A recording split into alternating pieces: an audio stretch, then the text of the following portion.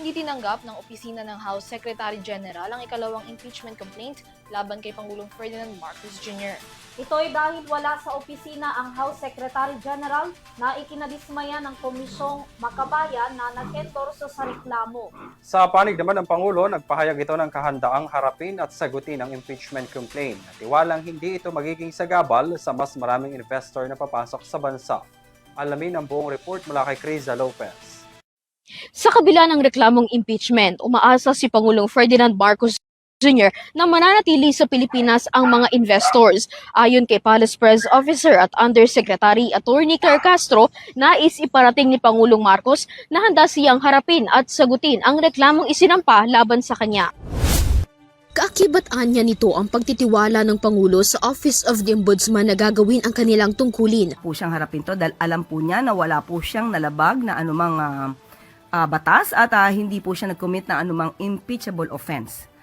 At doon lamang po sana manatili na ang mga investors, ang mga kababayan po natin ay maniwala at magtiwala sa ating Pangulo. Bagamat hindi nagbigay ang Pangulo ng komento kaugnay sa panibagong reklamong impeachment na niluluto laban kay Vice President Sara Duterte, iginiit naman ng palasyo na anumang reklamo ang isinampa sa isang opisyal ay kailangang maimbestigahan. January 19, 2026 nang ihain sa Kamara ni Attorney Andre De Jesus ang impeachment complaint laban sa Pangulo na inendorso ni Pusong Pinoy Representative Jet Nisay. At ngayong araw ng Huwebes, inihain ng Alyansang Makabayan ang ikalawang impeachment laban kay Marcos na inendorso ng Koalisyong Makabayan ng Kamara.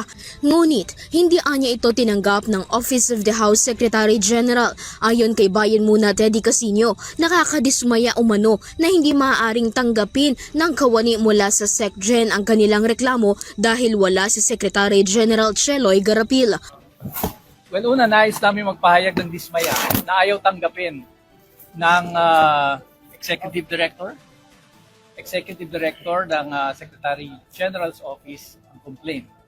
Ayon sa kanya, wala siyang authority to receive the complaint. Ang sabi namin, under the rules, ang complaint ay dapat pinafile sa Office of the Secretary General at hindi nagre-require ng presence ng Secretary General mismo. Giit ni Casino, tungkulin ng naturang opisina na tanggapin ang kanilang reklamo. Binigyang diin niya na walang nakasaad sa kautusan na dapat mismong SecGen ang tumanggap nito. Gayunpaman, umaasa ang grupo na ipapasa ni Garapil ang kanilang reklamo laban sa Pangulo sa opisina ni House Speaker Bogie D sa darating na Lunes at siya namang ipapasa ni D sa House on Rules para maisama sa order of business ng Kamara. We have done the necessary requirements. Hindi namin kasalanan kung absent ang inyong Secretary General. Under the Constitution, under the rules, it is enough that we submit to your office. At we expect that on Monday, this will be transmitted to the Office of the Speaker, and the Speaker will transmit it to the Committee on Rules para mailagay na ho sa order of business. Para si RoTV News, Criza Lopez, sumasaludo sa bawat Pilipino.